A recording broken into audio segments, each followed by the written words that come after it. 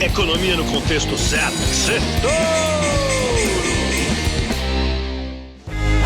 Boa noite, Brasil e ouvintes da Jovem Pan, bem-vindos a mais um Sextouro, resumo da semana econômica no contexto certo. E o mês de maio confirmou a máxima da Bolsa Americana, Sell in May and go away, que em português significa venda em maio e vai embora. E quer dizer, desmonte suas posições na Bolsa, esqueça um pouco, saia de férias, porque maio tende a ser um mês ruim para a Bolsa e foi o que aconteceu. Os ursos apareceram, maio começou caindo, de segunda até quinta-feira caiu todos os dias, com os bancos centrais firmes no combate à inflação. Só hoje, na sexta-feira, que as bolsas melhoraram. Aqui no Brasil, subiu bem, foi bem bom, recuperou toda a semana e fechou em alta. Temores de crise bancária nos Estados Unidos voltaram a assombrar todos nós e a guerra da Ucrânia se agravou.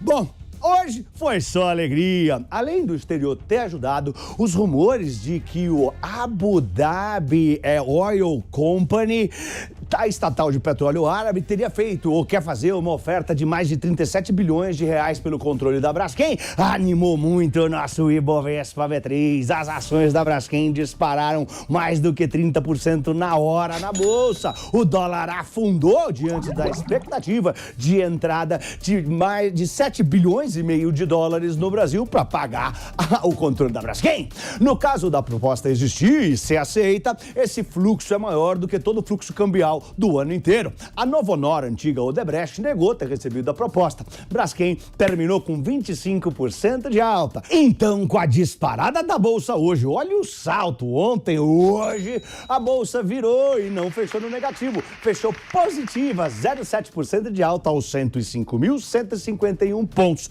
Enquanto o dólar caiu 1% essa semana e terminou cotado aos R$ 4,94. E vamos para os pontos que eu separei para o nosso Sextouro de hoje. Primeiro ponto, bancos centrais firmes no leme. A semana foi marcada por decisões de juros dos bancos centrais. E na segunda-feira, em pleno feriado aqui no Brasil, uma surpresa veio da terra dos cangurus, a Austrália. Eles, que tinham parado de subir os juros na reunião anterior para analisar os efeitos da inflação, inesperadamente voltaram a subir os juros, dizendo que a inflação de 7% está muito firme por lá. Ainda mais que a meta deles também é 2%, como os Estados Unidos. Eles subiram mais 25 bips os seus juros. E isso assustou todo mundo. Os bancos centrais da Coreia do Sul, da Noruega, de Hong Kong também aumentaram suas taxas de juros em 25 bips. O gigantesco Banco Central dos Estados Unidos também. O presidente ministro Jerome Powell foi mais longe, subiu os juros 25 bips e avisou que não tem corte de juros esse ano. A inflação ainda tá firme na América também. Na Europa, a mesma coisa. Os juros subiram 25 bips. E, segundo a chiquíssima presidente Christine Lagarde, novas altas vêm por aí. Aqui no Brasil, que tá bem na foto, foi o primeiro banco a subir juros lá em 2021, promoveu a maior alta de juros do mundo e por isso conseguiu segurar a inflação, diferente do resto do mundo, onde a inflação está descontrolada. O Brasil não cortou juros na super quarta, mas o tom do comunicado veio levemente mais suave. A frase de que o nosso Banco Central vê como menos provável a retomada da alta dos juros aqui no Brasil trouxe alívio aos investidores e ajudou a impulsionar a nossa bolsa na quinta-feira e hoje também, mesmo em meio a várias incertezas. Mas os governantes voltaram a reclamar dos juros altos, não só aqui não, nos Estados Unidos também, os parlamentares reclamam da mesma coisa. Mas será que os presidentes Roberto Campos Neto, Jerome Powell ou Christine Lagarde do Banco Central Europeu poderiam agir de maneira diferente? Os banqueiros centrais têm que ser muito cautelosos. Isso significa tomar decisões desagradáveis para o dragão da inflação não se irritar e cuspir fogo. Por exemplo, a pataquada que os outros países fizeram com as suas economias ao demorar mais de um ano para começar a subir os juros, um ano depois do Brasil, fez com que a inflação saísse do controle no mundo inteiro. Segundo ponto, a volta dos que não foram. A crise bancária história parecia que tinha acalmado e ido embora, mas não, voltou. O famoso investidor bilionário Bill Ackman, dono da Pershing Square, com quem eu já tive a honra de me reunir, fez a seguinte pergunta essa semana: quantos bancos precisam quebrar antes do governo americano acordar? Para ele, o sistema bancário regional americano está com um risco alto. Os receios com a saúde financeira dos bancos americanos voltaram a explodir na segunda-feira, pleno feriado no Brasil. Bom, lá não era feriado. Aquele banquinho First Republic Bank foi salvo pelas autoridades e vendido imediatamente ao JP Morgan.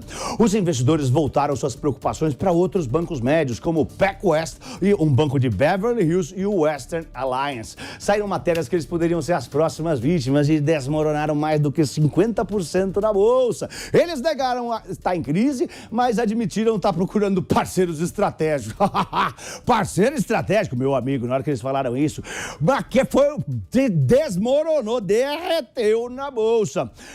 Foi na hora que eles falaram isso. Mas depois, hoje, as ações também saltaram, porque aparentemente eles não estão quebrados. Na quarta-feira, o Powell, presidente do Banco Central Americano, garantiu ao público que o sistema bancário dos Estados Unidos continua sólido e resiliente. Vale lembrar que o Powell é a mesma pessoa que dizia que não tinha inflação. Um ano depois falou que, não, acho que tem inflação sim, os preços estão subindo, mas essa inflação é transitória, é passageira. E a gente viu que ele estava completamente errado. Então, cuidado para acreditar nesse cara, que ele erra o tempo todo. Terceiro ponto, drone no Kremlin. Outro assunto que foi manchete essa semana e que trouxe mais nervosismo para os investidores foi um drone que teria sobrevoado o Kremlin, a sede do governo russo. A Rússia acusou que a Ucrânia de ter tentado matar o presidente Putin. O presidente russo não estava no local na hora que o drone passou por lá.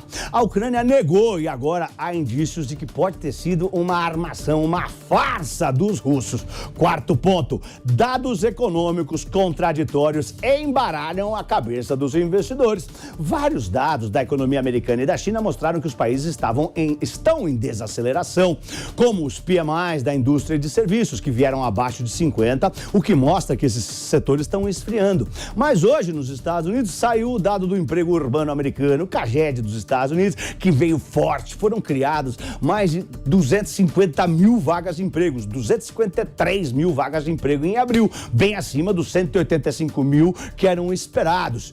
E isso complica a vida do Banco Central americano, já que mais gente empregada pressiona os preços para cima e joga gasolina na fogueira da inflação. Mesmo assim, os investidores gostaram, porque a economia está indo bem e está conseguindo atravessar a era dos juros altos sem entrar em recessão, pelo menos por enquanto. Quinto ponto, o governo brasileiro e as empresas. A semana foi marcada por uma derrota e uma vitória do governo contra as empresas aqui no Brasil. A derrota foi no Congresso, que anulou as mudanças na lei do saneamento e chegou a trazer alguma apreensão ao mercado, já que a derrota pode indicar dificuldades do governo em aprovar outras medidas no Congresso, como o arcabouço fiscal e a reforma tributária.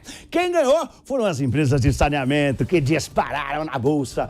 Já a vitória do governo foi o recuo do ministro André Mendonça no Supremo Tribunal Federal, que derrubou uma decisão dele próprio, que havia suspendido um importante julgamento do Superior Tribunal de Justiça, o STJ, sobre benefícios tributários, que, pelas contas da equipe econômica, tem o potencial de arrecadar mais de 90 bilhões de reais por ano aos cofres públicos. E aqui, quem perde são as empresas que tinham esses benefícios. E para a semana que vem, o destaque fica para os dados de inflação no Brasil, nos Estados Unidos e na China. A temporada de balanços pega fogo, vai sair Braskem, Telefônica, Vivo, Petrobras, B3, Sabesp. Aqui estão todas as imagens aqui do João Castaldo, Você pode pausar e ver tudo que vai sair de resultado semana que vem. Além de teremos a ata do Copom. Todo mundo quer saber se vai confirmar o tom mais suave do comunicado ou se a gente está sonhando acordado com o início do ciclo do corte de juros. Claro que não, já ele vem aí. E se você quer entender mais sobre as forças que movem os mercados, como os dados de inflação impactam as curvas de juros, por exemplo, invista em conhecimento. Acesse o site da newcursos.com.br,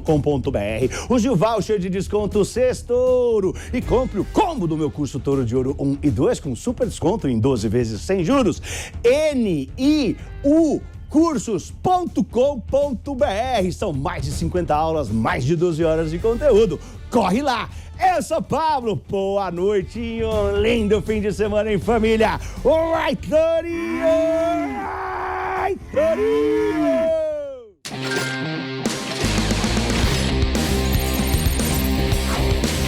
Economia no contexto certo. Sextou!